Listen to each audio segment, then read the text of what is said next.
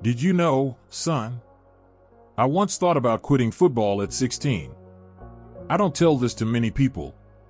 The world sees the goals, the records, the stadium screaming my name. But before all of that, before the lights, the trophies, the pressure, I was just a skinny kid with too many dreams and not enough reasons to keep going. You were still many years away from being born. But I wish you could have seen me then. Maybe then you'd understand how fragile a dream can be and how much fight it takes to keep it alive. I was only 12 when I left Madeira. You've been there, you know how quiet it can be, how the sea always feels close, like a whisper. That island raised me. But I had to leave it behind. I still remember the morning I flew to Lisbon. My mother kissed my forehead. She smiled, but her eyes were wet. She packed my favorite snack, even though I wouldn't eat it. I was too nervous. Too young. Too scared. Lisbon felt cold. Not because of the weather, but because of how alone I felt. I didn't know how to fit in.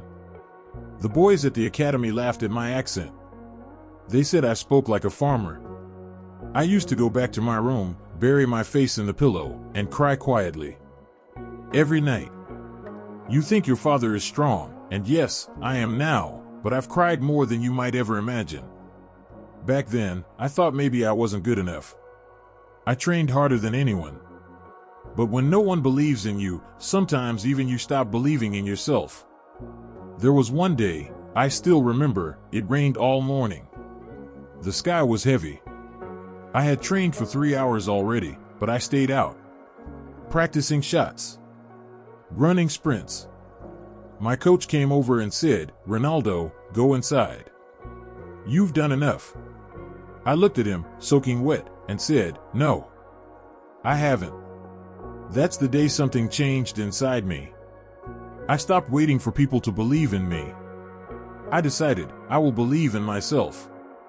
Even when no one else does. But son, it wasn't just the training that hurt. It was being away from family. My mother worked 2 jobs just to send me a little money. Sometimes she skipped meals so I could eat. I found that out years later, and when I did, I couldn't stop crying. You see, people think sacrifice means missing a party or waking up early.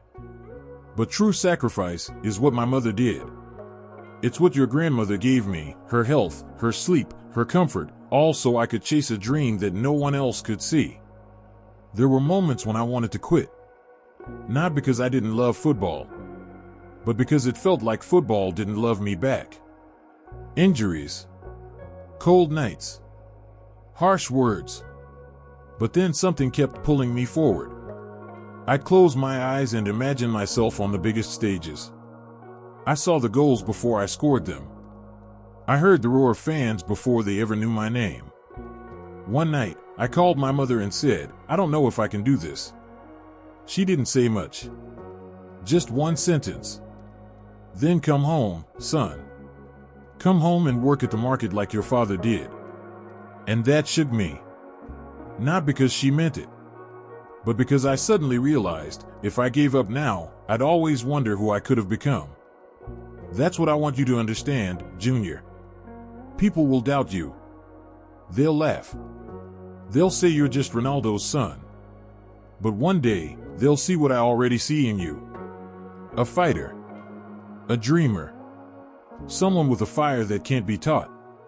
And when that day comes, you'll remember these stories.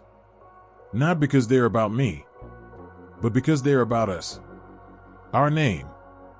Our legacy. That rainy night in Lisbon? It broke me. But it also made me. Sometimes, it's in our weakest, loneliest hours that we decide who we are. And I chose to rise. The rest of the world only saw what happened after. They saw the first time I wore United Red. The flash. The stepovers. The goals. But none of it would have happened without those tears in Lisbon. Without the ache of missing home. Without the pain of being laughed at. And that's what I want to pass on to you, not just my name, not just the talent. But the lesson, you must suffer before you shine. And so, when people ask me why I cried after the final whistle in Paris, they don't understand. They see the silver medal, the loss. But I saw the boy from Madeira, the kid who stayed in the rain, the son who didn't quit. And in that moment, when the lights faded and the cameras turned away, I let it all out. Not because I lost, but because I had come so far. You know what, son? That night, I wasn't crying for the defeat. I was crying because I knew every step, every tear, every lonely night in Lisbon, it had all been worth it. You know, son, sometimes people think the hardest part is losing a final. But that's not true. The hardest part is everything you carry before the whistle ever blows. After I left Lisbon, everything moved fast. Manchester United signed me when I was still a teenager. I was grateful. Sir Alex believed in me like few ever had. But the Premier League, it was another world. Stronger. Faster. Ruthless. I walked into that dressing room and saw giants, Roy Keane, Ryan Giggs, Scholes, legends. And there I was, this kid with gelled hair, trying to prove I belonged. There were days I went home from training so exhausted I couldn't lift my legs. There were nights I sat in silence in my apartment, asking myself, am I enough for this? I missed my family. I missed home-cooked meals. I missed speaking my own language. But I kept going. Not because I was fearless, but because I had already survived too much to stop now. I still remember my first season. There was a match where I tried too many tricks. I lost the ball. We didn't win. In the locker room, a teammate shouted at me, "Stop playing like it's a circus." I didn't say anything back. I just looked down and nodded. But inside, I promised myself, you will see. One day, you'll all see. And that day came. Slowly. Not in one moment, but over many nights of sacrifice. I stayed after training when everyone else had left. I worked on my body. I studied the game. I turned my frustration into fuel. But it wasn't just the training, son. It was mental. It was knowing that every pass, every decision, every mistake would be watched, criticized, judged. Being Ronaldo meant more than talent, it meant pressure. Every day, every match, every breath. Then came Madrid. That move, it changed everything. When I put on the white shirt of Real Madrid, I knew this is where legends are made. But I also learned this is where they are destroyed. Do you know what it feels like to be booed by 80,000 people in your own stadium? You score one goal, they want two. You score a hat trick, they ask why you missed the fourth. You win La Liga, they say it's not enough without the Champions League. I thought I had grown used to pressure. But this was something else. There was a night, I'll never forget it. We had just lost a tough match. I didn't play well. As I walked off the pitch at the Bernabeu, fans started whistling. Not the opponent's fans. Ours. My own. I looked up, and I couldn't believe it. I'd given everything. Every drop of sweat. Every hour in the gym. And still, it wasn't enough. That night, I didn't sleep. I lay in bed staring at the ceiling, asking myself, why do I keep doing this? I could have walked away. I could have said, I've won enough. But something inside me whispered, you're not done. They don't see it yet, but you will show them. And I did. Season after season. Record after record. But even then, the doubt never fully left. Because the higher you climb, the louder the silence feels when you fall. And sometimes, you fall in front of the whole world. But you know what I've learned, son? You don't have to be loved by everyone. You just need to be respected by yourself. When you look in the mirror, ask, did I give everything? If the answer is yes, then no boo, no headline, no failure can break you. There were injuries too. People don't see that part. The ice baths. The needles. The lonely hours in recovery rooms while your teammates are out there fighting. I once played a match with a torn thigh muscle. Every sprint felt like fire. But I stayed on because my team needed me. Because your father doesn't quit. But even I have doubts. Even I've cried behind closed doors. Even I've thought, what if I'm not enough anymore? There was one moment during a Champions League final. I had scored, we had won. The stadium was shaking with joy. But I stood there, smiling for cameras, and inside, I felt nothing.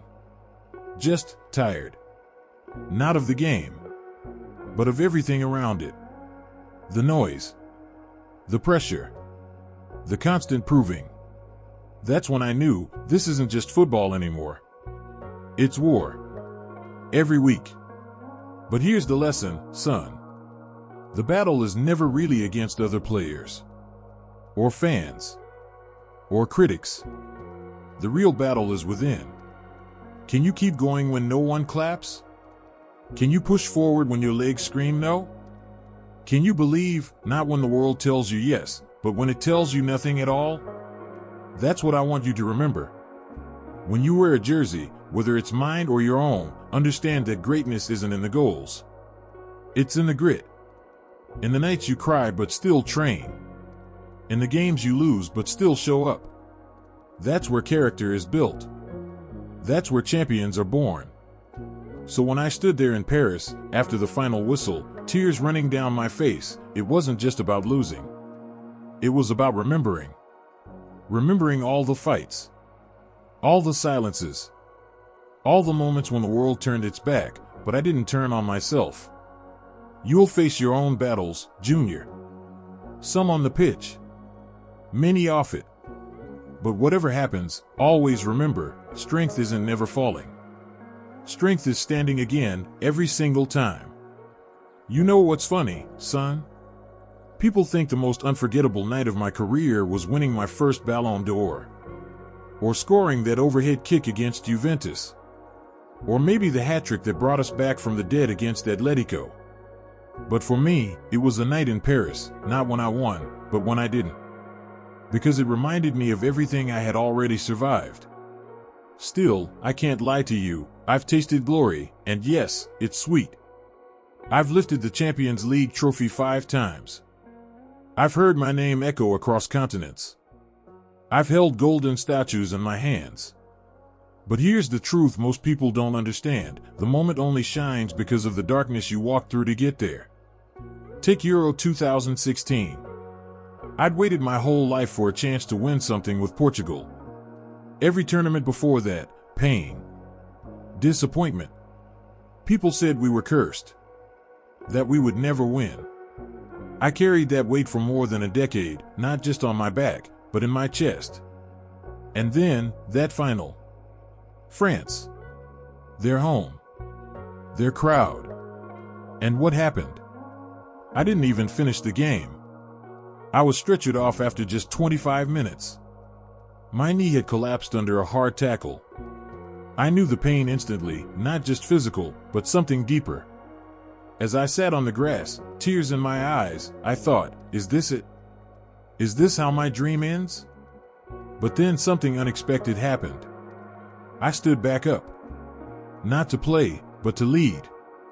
I stood on the touchline, wrapped in a Portugal jacket, shouting like a madman. I became the coach, the cheerleader, the father, the brother, all in one. And when Eder scored that goal in extra time, son, I cried like a boy again. But this time, it wasn't for pain. It was pride. Pure, overwhelming pride. That night taught me something I want you to carry forever. The victory doesn't have to come from your feet, it can come from your heart. Being a man isn't about always being the hero on the pitch. It's about lifting others. Knowing when to speak and when to let silence say everything. It's about dignity, especially in the moments when life doesn't go your way. That's what I've come to understand as your father. The world will praise your goals. They'll cheer for your records. But what really matters is what you do when no one's watching. When there are no cameras. No crowd. Just you. The ball.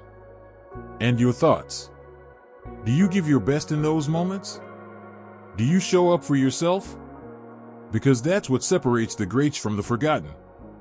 I've made mistakes, Junior. I've had moments where my temper got the better of me, where my pride spoke louder than my patience. But I've also learned to own them, to grow. That's something no trophy can teach you, only life can. You'll hear this word a lot as you grow older, legacy. People talk about mine. The goals, the titles, the brand. But if I'm honest with you, my real legacy is you. Not because I expect you to follow my footsteps, but because I want you to walk your own path. And I hope, one day, when you're facing your storm, you'll remember your father's voice.